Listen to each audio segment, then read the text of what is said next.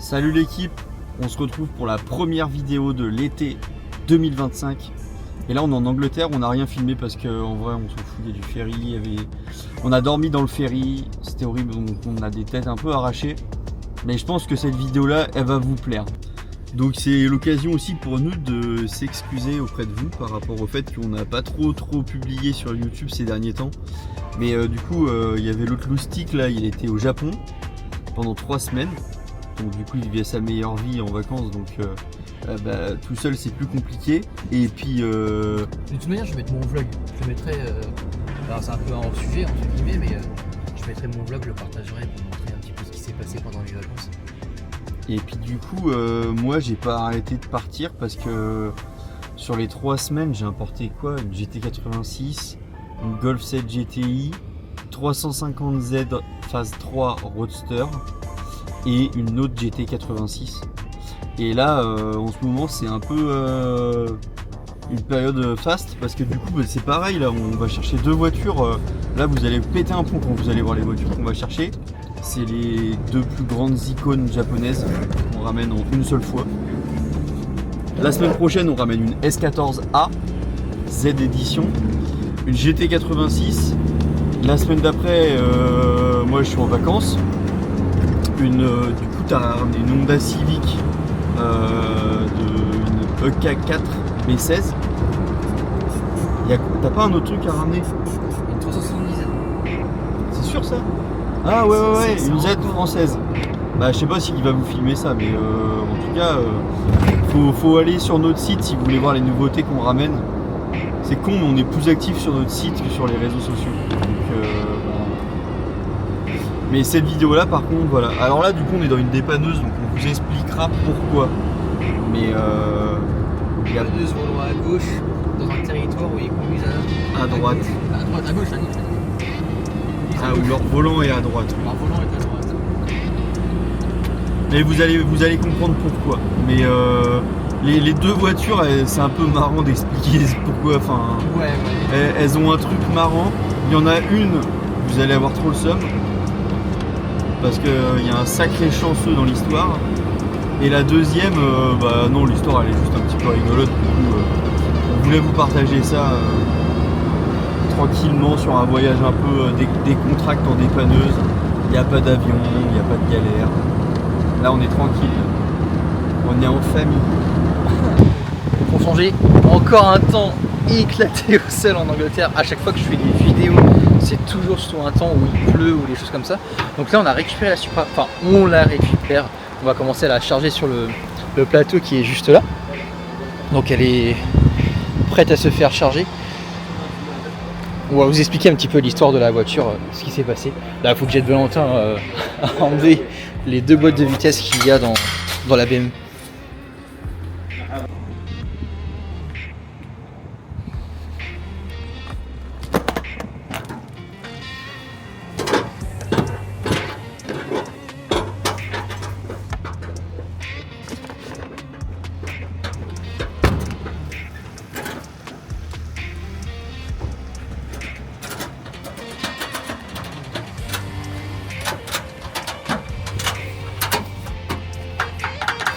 Bon. Une sangle à l'avant gauche, à l'arrière on a ça au cas où elle avance, ça pour la coller. Là on a une sangle à l'arrière droit, ça se fait une diagonale, elle ne peut pas sauter. Et là pareil, pour pas qu'elle recule et pour pas qu'elle avance. Plus le crochet, là si elle bouge on comprend pas. Il va falloir fermer le capot.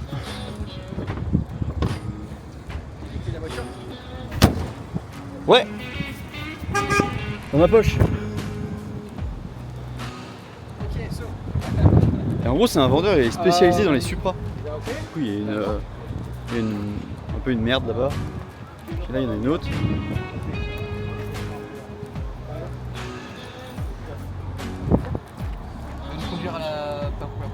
Tu conduis d'abord et après. No, thank you very much. We have a long drive to do, so we. You guys coming from London, I would have asked you to pick me up so from London. Bon, je refais la vidéo avec une tête un peu bizarre. La Supra, elle est chargée, prête à aller directement en France. Donc il y a pas mal d'histoires à raconter avec cette voiture. Parce que finalement, c'est une voiture qu'on nous, on n'a pas recherchée. C'est une demande client qui nous a demandé d'aller chercher cette voiture directement en Angleterre. Mais pour le coup, cette voiture, c'est un peu un trésor de grange, entre guillemets. C'est une voiture qui n'était pas très chère par rapport à ce qu'on peut trouver en Europe aujourd'hui. La boîte de vitesse, elle est bloquée, elle est cassée, elle est pétée. Et du coup, le vendeur nous a donné une boîte de BMW avec un adaptateur qui peut se plugger sur ce genre de Supra, sur les 2JZ. J'avais déjà fait ça avec un ami sur une autre Supra, ça se fait plutôt bien. Donc là, en l'occurrence, c'est pour ça qu'on a ramené la dépanneuse, c'est pour ça qu'elle est sur plateau. Il y a aussi une autre interrogation, c'est que la courroie de distribution n'a pas été faite depuis que la voiture est en service, on pense. Donc ça sert à rien de se risquer à faire la route avec ce genre de voiture. Mais bon, après ça reste quand même une Supra, c'est pas le biturbo. C'est l'Atmo. Il y a du taf. Mais il y a du taf. Là, il y a du taf. J'ai l'impression que c'est moi quand j'ai été chercher ma Celica qui avait plus de 15 ans dans un champ. Tu vois le truc, tu fais OK. Là, je commence par où? Non, là, mécaniquement parlant, du coup, elle est pas au top. Esthétiquement parlant, c'est pareil. C'est une vraie resto à faire, quoi. Après, elle était pas chère, donc c'est l'avantage. C'est une resto. Mais le client, il est dans le métier. Donc, c'est ce qu'il m'a dit. En fait, on lui avait importé une 370Z qu'il a revendue, c'était une R34 GTT. Et ça, c'est pour son frère. Donc, de toute façon, on va la refaire. Tant qu'elle est en un seul morceau, c'est bon, quoi. Donc, c'est vrai que quand on regarde sur internet, c'est les moins chers qu'on a trouvé. Enfin, vraiment, il n'y a pas moins cher. Il y a un truc qui nous fait rire avec Valentin, c'est qu'une Supra, c'est une Celica. Il y a tout d'une Celica. Et ça c'est hyper marrant. C'est Celica, ça. Alors, du coup. Ça vient d'une Celica. Ça c'est Celica. Ça, c'est des rétros de Celica. Ça, là, les baguettes, là, il y a les mêmes sur les Celica. Tous les petits boutons, là, ça, c'est Celica, ça. C'est ça, la c'est même Celica. chose que sur nos bagnoles. Ça, c'est Celica. Le volant, en vrai, c'est un volant de Celica, juste il est en cuir, celui-là.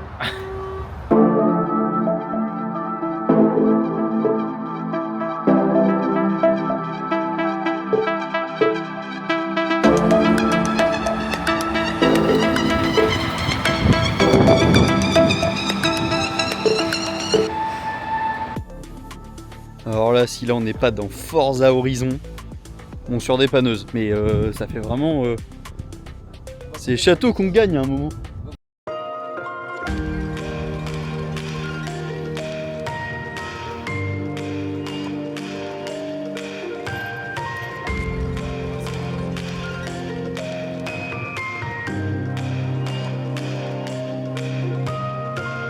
Ah, on est content depuis le début, elle a vachement bien roulé. Fin de chantier, mon gars. Ouais, ça y est. L'heure de la bière. Ouais, je suis désolé. On passe au deuxième jour de l'importation et c'est une belle journée pour nous. Normalement, je dis bien normalement, parce que la deuxième voiture qu'on va importer, c'est une voiture que tout le monde connaît, c'est une deuxième légende. Après la Supra, il y en a une autre, je vous laisse deviner. En tout cas, là, on va y aller. On se réveille avec un petit réveil matinal dans notre petit manoir finalement. Un manoir. Nous on a dormi dans le bungalow du manoir. T'es trop bien. Et oui, c'est vrai, on a un peu dormi dans le bungalow du manoir. Mais le lieu, ça fait un peu penser à Forza Horizon. C'est trop stylé. Bon, bah plus qu'à attendre. On entend. Je sais pas si c'est elle. C'est soit l'Evo qu'on a vu, soit elle. Je vais pas dire de mots parce que sinon ça va gâcher la surprise. Dans le titre de la vidéo YouTube, je sais même pas si on doit le mettre. Si.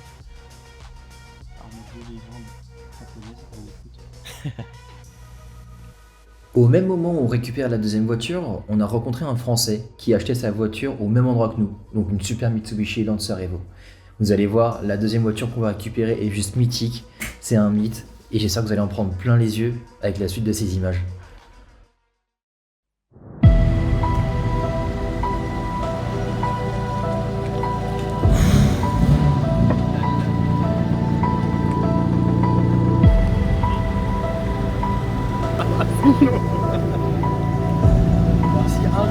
Pas belle la petite image là, regarde.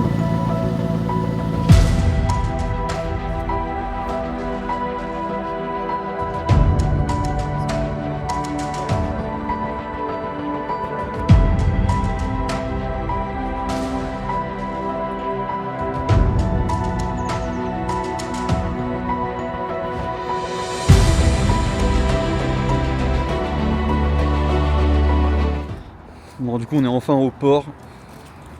Et boum 34 GTR. Il y a quoi? Quand on l'a acheté, il y a eu l'écran de fin qui s'est affiché. On a fini le game. Elle est dans un état en plus, elle est... C'est irréprochable. Bon, on a un peu triché. Hein. On l'a pas vraiment... On l'a pas cherché, on l'a pas acheté. Ça nous est tombé dessus comme ça. En gros, c'est un client qui nous a contacté, qui nous a dit bah, je l'ai gagné à un jeu concours en Angleterre. Est-ce que vous pouvez aller me la chercher? Et du coup, on est un peu jaloux. Je réalise pas que le gars vient de se payer une GTR à 10 €. Ouais. Impressionnant quand même.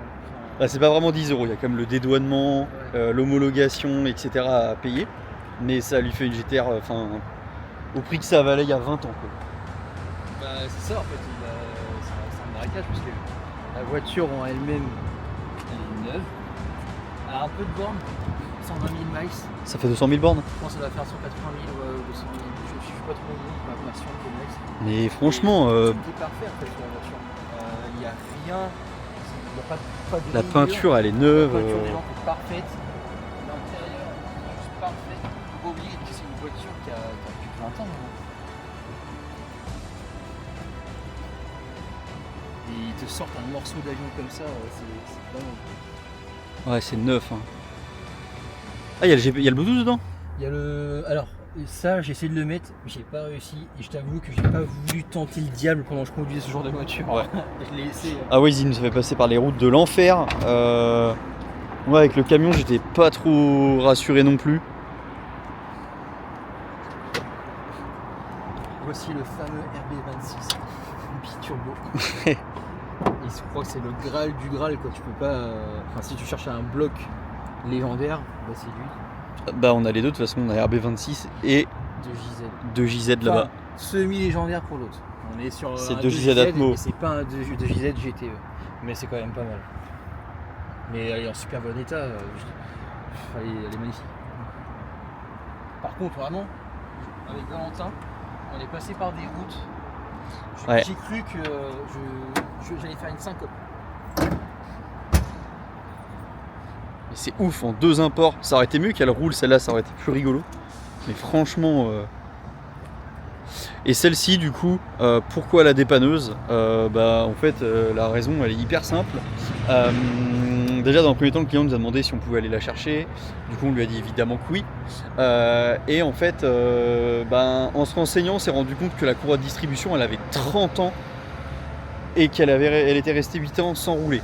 Donc déjà, j'ai dit, bah là, du coup, dépanneuse, enfin obligatoire. On va pas faire... il y avait 5 heures de route, elle était à Manchester. Ça craint trop et on a bien fait en plus de prendre une dépanneuse et de pas tenter le diable, puisque la veille de notre départ, le vendeur nous a appelé pour nous dire en plus la boîte de vitesse elle vient de lâcher. Donc là la boîte elle est morte et la courroie elle est à faire. Il a quand même donné une boîte de vitesse de BMW avec la cale d'adaptation et les flectors et tout ce qu'il faut pour remonter en plug and play, mais du coup elle est vraiment incapable de rouler dans cet état là. Mais en tout cas le client est du métier et c'est un ancien client à nous à qui on a livré une Nissan 370Z. Il l'a vendue, il s'est acheté une R34 GTT et celle-ci elle est pour son frère. Et en fait il tient un garage, donc en fait ils vont toute la refaire. Je me fais pas trop de soucis pour eux. Ils voulaient en gros grosso modo une voiture capable de rouler, donc là la boîte c'est bon, elle est en rab, mais surtout avec tous les éléments de carrosserie quoi. Elle est en un seul morceau, tout fonctionne, juste la peinture qui est un peu terne et puis une complète affaire.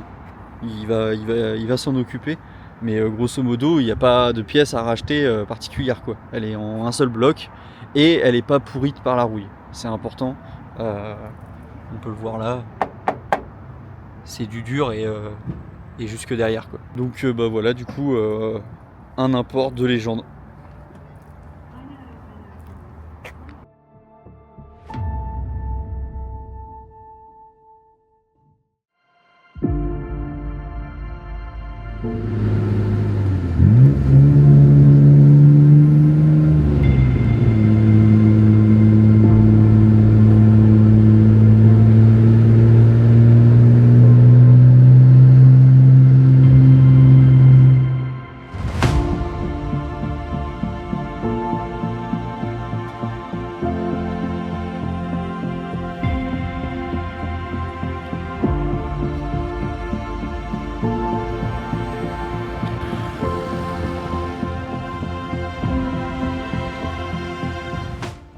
pas se mentir, il fallait que j'en parle un petit peu de cette voiture, comme on l'a pas encore fait. Je ne suis plus avec Valentin car on continue le reste du voyage. Pour vous expliquer un peu les choses, on a récupéré la 34 et du coup on la livre chez GT Import, chez Anto, pour faire son homologation comme j'avais dit précédemment. Cette voiture, une fois qu'elle est livrée, on part à Marseille, on prend l'avion et direction la Suède pour aller chercher d'autres légendes. Donc c'est vraiment des imports qu'on a toujours rêvé de faire tout le long de notre vie, donc c'est trop cool. Il faut que j'en parle donc, de cette voiture. Donc Nissan Skyline R34 GTR, une vraie, avec l'ICAS. L'ICAS c'est le système 4 roues motrices des GTR. Ça marche une tonne, c'est trop bien. C'est une voiture, je trouve, pour avoir roulé un petit peu la voiture, qui mérite sa légende. C'est une voiture qui est précise, qui est affûtée, qui envoie, mais les turbos, on les entend, ils soufflent d'une puissance, mais quand ils soufflent, t'as le biturbo qui s'enclenche, t'as du couple tout le temps. Tu as du couple en bas comme en haut, la logique du biturbo, et ça marche. Donc ça fait 280 chevaux, elle est entièrement d'origine, mis à part des combinés Titane et une petite ligne d'échappement. Mais voilà, le moteur il est stock, il n'y a pas eu de carte faite. Donc c'est donné pour 280 chevaux. 280 chevaux, voilà, c'est 280 chevaux sur le papier, parce que à l'époque il y avait le Gentleman Agreement. Au Japon ils avaient pour obligation d'avoir des voitures qui font 280 chevaux. Sauf que bah voilà, Nissan ils ont fait une voiture qui savait très bien qu'elle ferait plus. Tu lui mets une petite carto et c'est terminé. Là honnêtement je pense que les 280 chevaux on est plutôt à 300 voire 320. Après il y a peut-être l'effet turbo qui rentre en jeu, mais c'est un peu mon ressenti. Je pense qu'on est dans les 300-320. Et ça franchement une fois carto, juste une petite cartographie, je pense qu'on attend quasiment les 500 chevaux sans problème, sans difficulté, sachant que là pour l'instant les turbos soufflent à un bar. Comme vous avez pu le voir, on a eu une petite mésaventure avec la lame avant. Malheureusement elle a fini broyée, donc on va rembourser le client pour la lame qui est à l'avant. On était à 130 sur l'autoroute et elle a décidé de s'envoler malheureusement. Il n'y avait pas de signe avant-coureur, on a un peu dégoûté. Bon, c'est des choses qui arrivent. On a su bien plus tard en regardant les prix des lames qu'en fait au niveau des fixations juste ici ça commençait à s'oxyder un petit peu, donc les vis avaient bien vécu, sachant que Nissan vend une barre de renfort justement pour la lame pour renforcer justement ces petits soucis. Pareil, ça on l'a su uniquement quand la lame elle est partie. Donc ce renfort, maintenant que je sais que la lame peut partir à 130 km/h à tout possesseur de Skyline GTR, je vous recommande vivement de l'acheter avant que ça vous arrive vous aussi. Ça lui fait une tête bizarre maintenant, on voit qu'il manque quelque chose. L'arrière de la voiture il est juste fascinant, c'est vraiment la signature qu'on connaît tous avec malheureusement, je dis bien malheureusement, la saga Fast and Furious, parce que du coup c'est vraiment avec ce type de film que cette voiture devient vraiment inabordable.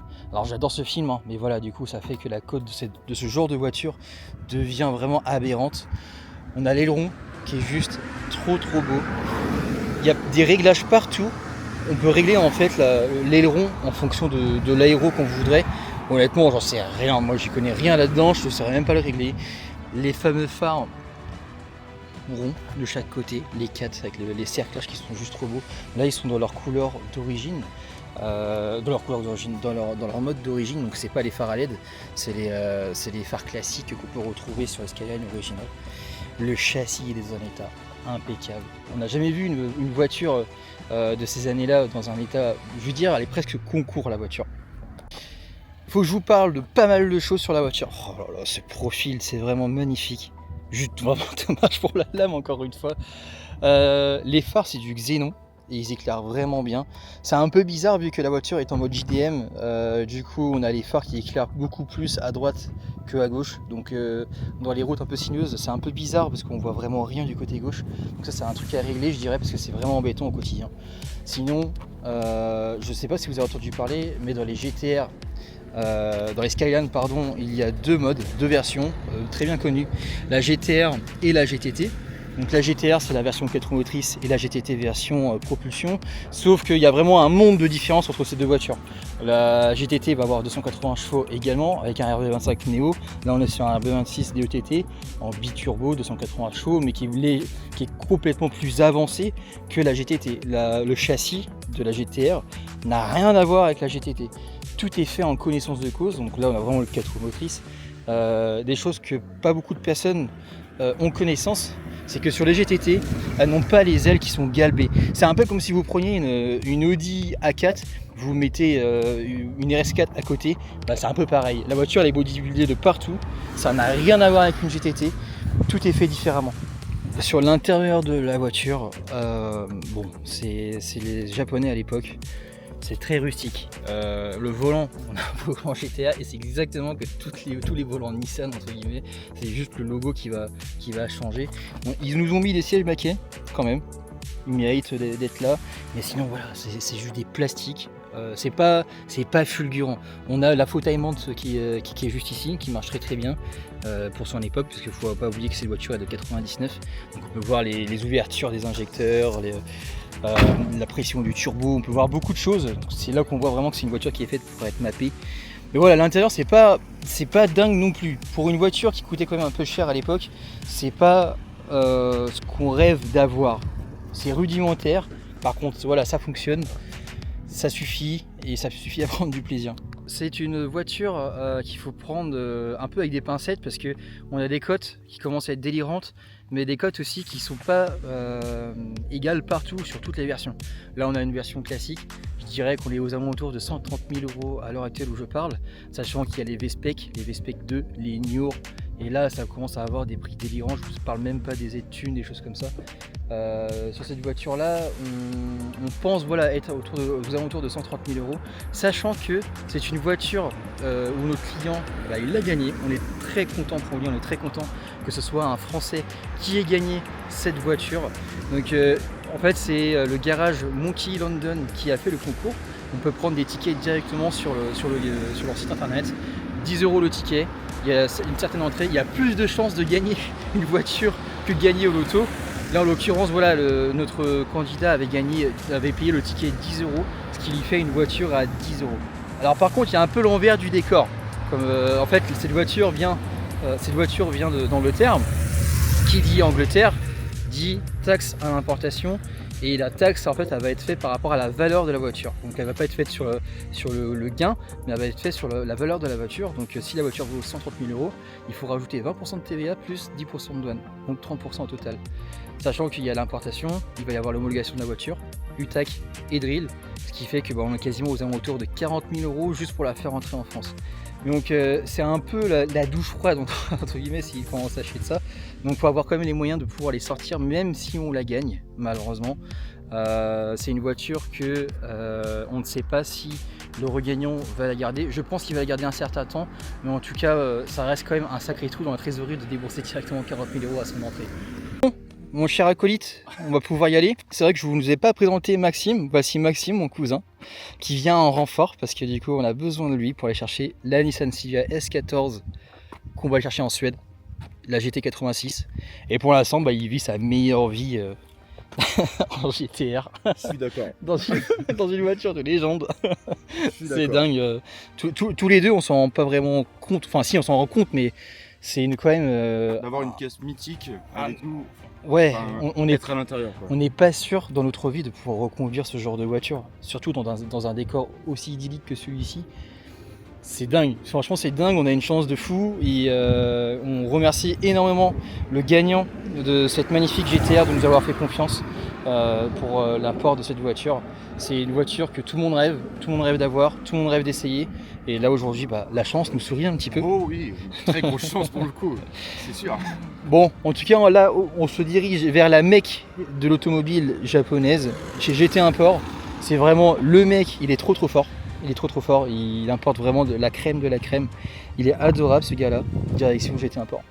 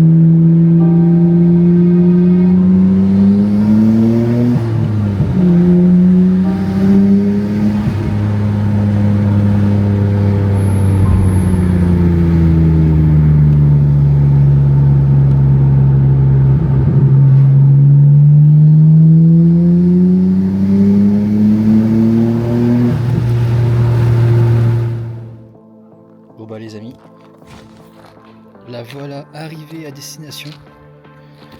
On se retrouve chez GT Import, juste ici. Son garage il est juste fou.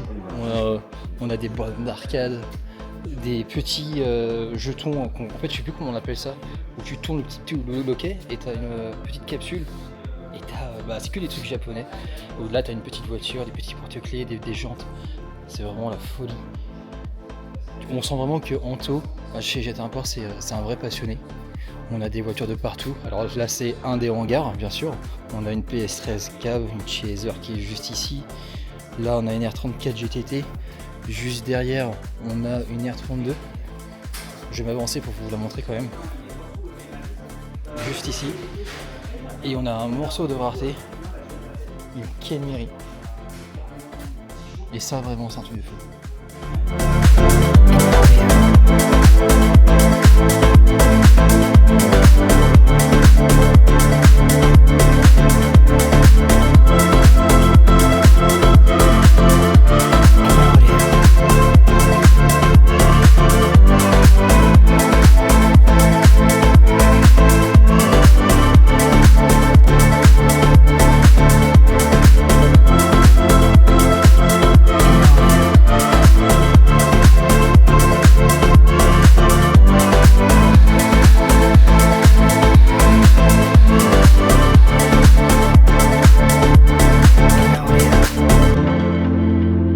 L'import est terminé pour la R34. Maintenant, c'est direction la Suède et on a Anto qui va nous emmener dans sa superbe R34 jusqu'à la gare pour qu'on puisse récupérer l'aéroport.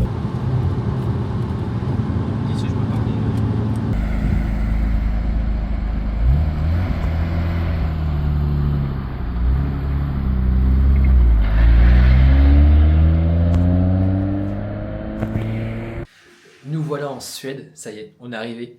La GTR a été livrée chez GT Import.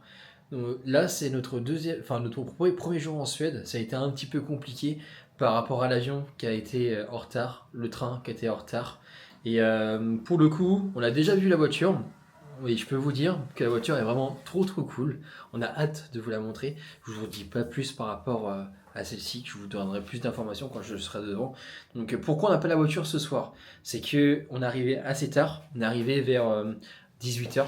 Et à 18h, le problème c'est que les banques suédoises, on a un petit problème avec eux, c'est pas de l'euro. Du coup, les virements instantanés sont pas vraiment instantanés. Ils durent à peu près 4 heures. Et quand tu arrives à 18h, les virements ne passent pas le jour J. Parce que c'est 4 heures jour ouvré, entre guillemets. Du coup, on est obligé d'aller voir la voiture dès demain matin, espérer que le virement est passé. Et là, je pourrais vous présenter la voiture. Coucou.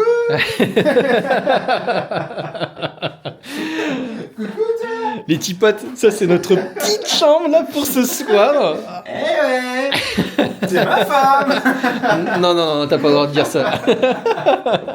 Non mais il dit ça parce que le lit, il est tout petit. Alors là en caméra, je sais pas si on s'en rend compte, mais c'est ridiculement petit. Bon ça va, demain on a la voiture. Mais lui, je pense que c'est le plus heureux du monde. Et là, il est en train de découvrir que la Suède, c'est vraiment un pays que t'as pas envie de passer à côté. Ah non. T'achètes ? Ah oui. Je vous dis à demain.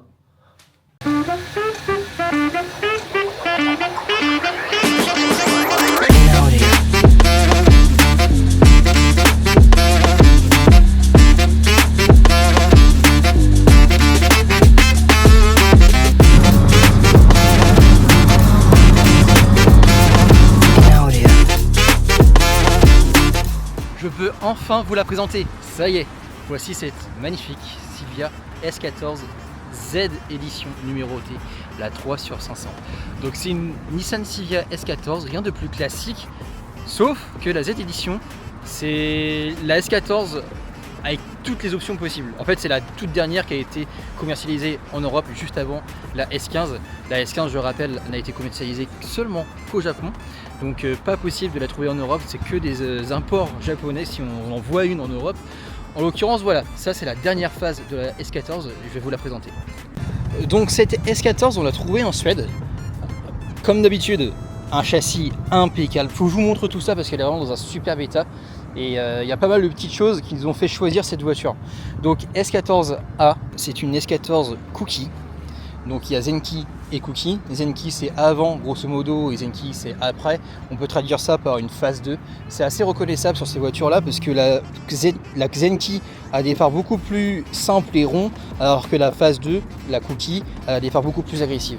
Donc là c'est une Z Edition comme j'ai dit précédemment et la Z Edition comporte toutes les options possibles qu'on peut trouver sur une S14. Alors ça on va revoir ça parce qu'il y a des trucs que je comprends pas, que j'ai pas assez d'informations là-dessus. Il faudra que je me renseigne un petit peu plus. S-châssis bien évidemment. S-châssis depuis toutes les Silvia. Petite anecdote, les S-châssis ont été en fin de production à la mise en production des 350Z. En fait, dans les championnats au Japon, les châssis de 350Z ont remplacé justement le S-châssis car plus performant. Les S-châssis, on a vraiment un bloc à l'avant, vraiment en porte-à-faux. Et du coup, une voiture qui a beaucoup moins de poids à l'arrière, alors que sur les Z, on commence à avoir un moteur qui est un peu plus central avant. Et c'est pour ça que du coup, ils sont passés sur ce genre de châssis pour la compétition, parce que c'était un peu plus performant que cela. Bref, ça c'est la petite anecdote. Ça a été terminé depuis la S15, donc du coup la S15 a été remplacée par la 350Z. Cette S14, il y a pas mal de détails, pas mal de choses à savoir. Elle a des jantes Rotagrid, elles sont très sympas, moi j'aime beaucoup, avec des combini filetés et un kit gros frein à l'avant. Elle a une ligne d'échappement qui fait pas mal de bruit. Cette ligne, quand on la démarre la voiture, il y a le starter qui se met en marche, mais elle fait un bordel, mais laisse tomber. Donc cette S14, elle a pas mal de bornes, elle a 246 000 km. Par contre, le moteur il a été refait entièrement. C'est un moteur qui a été forgé. Il y a pas mal de pièces sur la voiture. Donc le moteur il a à peine 1600 km. La voiture est dans un état mais juste incroyable. Pour les bornes, vous allez voir, niveau carrosserie c'est plus que nickel. Et le bloc il fait vraiment plaisir à voir.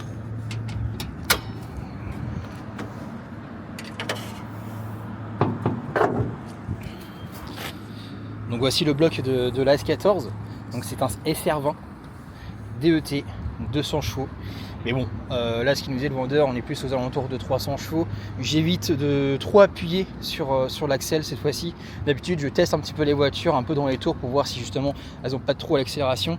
Là j'évite, le moteur il est tout neuf. Donc on va pas faire de bêtises. Donc forgé, ça c'est vraiment cool. Donc on peut mettre largement plus de 300 chevaux dedans. On a le célèbre tout. Je le fais mal, mais on a ce son là qui est juste sublime sur la voiture. J'adore vraiment. Il y a pas mal de choses qui ont été faites. Il y a un nouveau radiateur. Je ne saurais même pas où commencer tellement il y a de choses à dire sur cette voiture. La batterie a été déportée. On n'a plus la clim. Ils l'ont enlevé. Et du coup on est un peu en train de souffrir dans la voiture. S'il y a une amélioration que je pourrais dire là efficacement à faire dans la baie moteur, ça serait de rajouter de la gaine thermique sur les collecteurs pour éviter que la chaleur aille dans la baie moteur, puisque du coup là à mon avis ça doit chauffer pas mal. En plus le filtre à air il est juste là, donc à mon avis lui il doit respirer pas mal d'air chaud, sachant que il n'y a pas vraiment de conduit d'aération qui va jusqu'à lui, donc ouais ça serait bien d'isoler un petit peu cette partie là, mais ça marche très bien, c'est une très bonne voiture. Le propriétaire de cette voiture anciennement, il était très gentil. C'est une personne qui s'y connaît vraiment en automobile. C'est le mec qui a fait une RX-7 rouge avec un moteur de Viper dedans biturbo. C'est le premier qui avait fait ça. C'est tout simplement insolent. Il a pas mal d'heures de mécanique. Il a fait pas mal de voitures. Là, il est en train de monter une Audi R8. Il a fait le Drift Masters aussi. Il a participé au championnat de drift, donc voilà, c'est vraiment une personne qui connaît ce monde-là et qui a refait cette voiture dans les règles de l'art. Vraiment la carrosserie, elle est vraiment nickel. En termes de châssis, mesdames et messieurs, voici les Suédois. On est sur une voiture de 1998, hein, n'oubliez pas, et c'est plus que nickel. C'est toujours comme ça avec les Suédois, c'est toujours des voitures hyper propres. Et le comment du pourquoi des voitures hyper propres, des châssis aussi sains que ça, il est assez évident en fait quand on y pense. Ça ne roule pas l'hiver. Ça ne roule uniquement que l'été. Elles sont désimmatriculées l'hiver pour passer sur des voitures beaucoup plus polyvalentes en été. Donc évidemment, le châssis il prend jamais la rouille. C'est les voitures qui sont stockées en garage, ne voient jamais le sel, ne voient jamais la neige. Donc on a des voitures vraiment ultra cliniques, voitures sportives bien évidemment. Après tout dépend de la gamme. Par exemple si vous prenez des voitures un peu plus quotidiennes, oui là on pourrait trouver de la rouille. Mais sur ce genre de voiture c'est quasiment impossible. Au niveau de l'intérieur de la voiture, donc tout cuir, c'est totalement d'origine. C'est trop stylé franchement, le cuir il est plutôt dans un bon état. C'est un peu la classe luxe là, c'est la dernière phase. L'intérieur est plutôt bien conservé du haut de ces 246 000 km. On a un short shifter et c'est plutôt efficace, c'est plutôt bien. Le seul problème dans la voiture c'est qu'ils n'ont pas remis la mousse qui est ici, du coup on entend un peu la boîte quand on roule. Plus tous les bruits qui vont en dehors de la voiture, donc c'est assez bruyant dans la voiture. C'est le seul petit point négatif. Ah non, il y en a un autre point négatif, un gros. L'embrayage. L'embrayage, il a été changé par un stage 1000. Il accroche comme pas possible. Mais il accroche tellement que vraiment, déjà c'est dur au niveau de la jambe gauche. Donc quand il y a des bouchons, c'est abusé. Et qu'il n'y a pas de point de patinage en fait. Il y a 0 point de patinage. On ne peut pas doser l'accès avec la voiture. Donc c'est soit tu cales, soit tu avances. Mais quand c'est dans les bouchons, c'est un peu un enfer. C'est vraiment une horreur. Donc peut-être rendre ça un peu plus civilisé. C'est beaucoup violent. Voilà, c'est vraiment, je trouve ça vraiment violent pour la voiture. Sauf si le prochain propriétaire voudrait faire une prépa sur cette voiture. Dans tous les cas, ça reste une très belle base, puisque du coup on se retrouve avec une voiture dans un état clinique, un historique qui est vraiment complet. On sait absolument tout ce qui s'est passé sur la voiture depuis qu'elle a 0 km, dans le moindre détail. Donc de toutes les années on a un kilométrage, il n'y a pas moyen de falsifier le kilométrage de cette voiture. Donc vraiment trop bien. Pas mal de pièces sur la voiture. Qui permettent d'ajouter un peu de valeur à cette voiture finalement, et surtout de faire une prépa qui pourrait être sympa bien plus tard. Je pense qu'on peut la monter quasiment dans les 500 chevaux. Là le turbo est souffle à 0,7 bar, c'est plutôt pas mal, sachant qu'on est forgé. Donc en mettant un plus gros turbo, il y a moyen de faire quelque chose. Là on est actuellement à un centre commercial et il y a une bonne raison à ça, c'est qu'on est en train d'apporter cette Toyota GT86 qui est juste là. On attend que le virement y passe, donc on a vérifié la voiture, c'est pareil, dans un état clinique. La Suède, je pense que c'est un peu le nouvel Eldorado. L'Allemagne, on a des petits soucis avec eux. On peut trouver des pépites en Allemagne, bien entendu, sauf que parfois on se retrouve avec de la rouille. Et nous, on ne prend pas ces voitures-là, donc ça réduit un petit peu les choix. Alors que la Suède, alors certes, les voitures sont un petit peu plus chères, mais c'est toujours dans un état impeccable. On est toujours hyper content. C'est un pays qu'on adore parce que c'est hyper beau, il faut le dire. On adore voyager ici. Mais les voitures sont vraiment d'une qualité qu'on n'aurait pas ailleurs. Je pense que c'est vraiment le meilleur pays aujourd'hui pour pouvoir importer des voitures de ce style-là.